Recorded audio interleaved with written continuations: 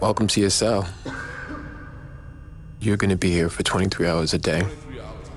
Yeah, I'm never going back to population again. As a psychologist, I can tell you that you are going to undergo many different kinds of reactions. And some of them will be more immediate than others. So as things happen to you, and some I can't even predict, what you have to do is keep your eye on survival. Memorize your space. Count the bricks in your cell. You'll see the paint strokes in it. Crazy, out of your mind.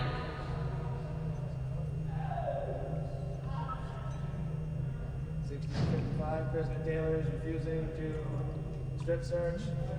We're also refusing to have restraints applied in order to conduct a cell search for missing pieces of a broken lid that he had destroyed inside of his cell.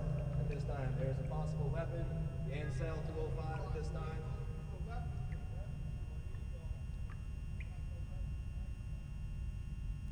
So, now that you're here, what are you going to do? What can you do? Dear Cheyenne, I'm just writing to you to say thank you for everything and I love you.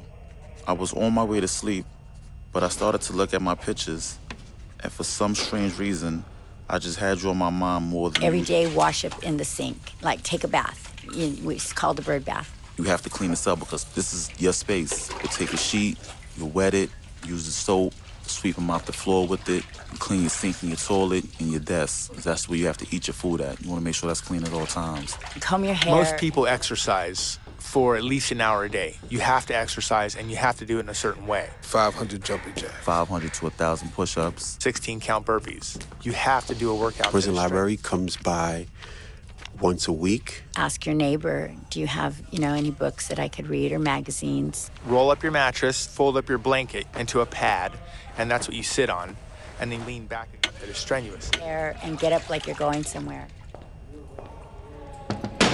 You're given a breakfast around 6:30. And when you get your breakfast, you're given a box lunch. So if you don't wake up for breakfast and you just stay asleep and they see you're not going to get breakfast, you don't get your lunch either. The last meal is at 4 o'clock, and you won't eat again until 6 o'clock the next morning. Try to save your fruit, save your bread for the end of the night for a snack.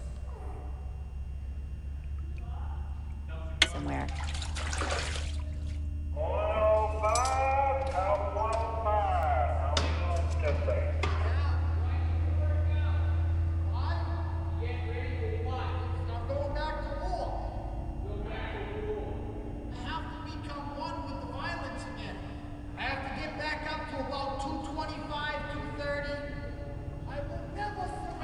What we can do is this, okay? That one was clean, right? Yeah. That was a good cell. When we come back, I'm gonna put Huffer in this one. It'll be clean. I think I told him we're gonna put him in 110. So I just wanted to have a place to put him. That's why I put him. So that'll work.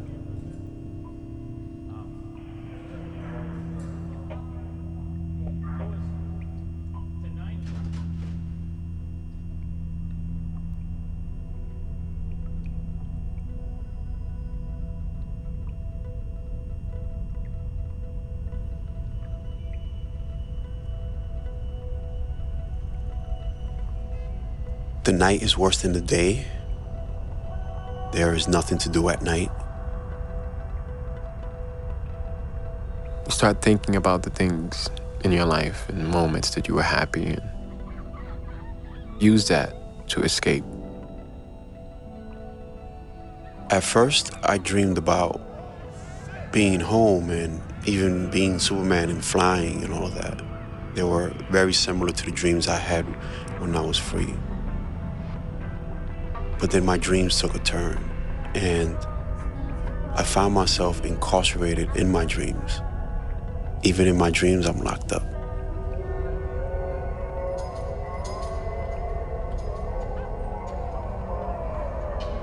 After a while, things start to slip. You think you hear them calling you from the officer station. The toilet that drips because it sweats and it hits the floor.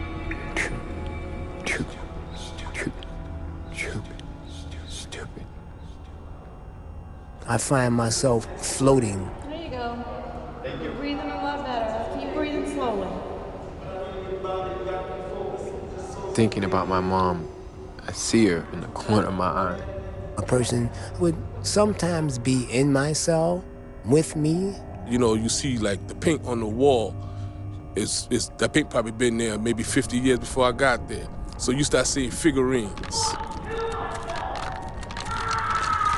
There are high rates of suicide and self-harm. People turn on themselves. It's almost like you want to feel alive. You know, when the officer walks by every day and doesn't look at you and doesn't say anything to you, you do something to make them notice you. If they want to treat us like animals, we might as well act like animals. The only thing that these people understand is violence. All they understand is a violent reaction. You can't have no diplomacy with this institution.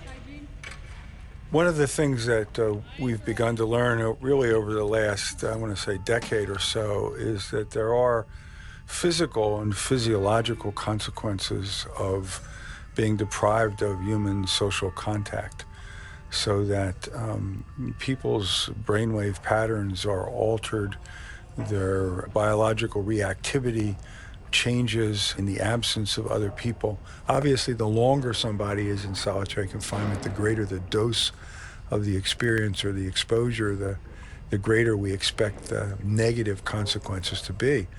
And certainly people who are in these environments for many months or years on end have to change and transform who they are, and so they're damaged.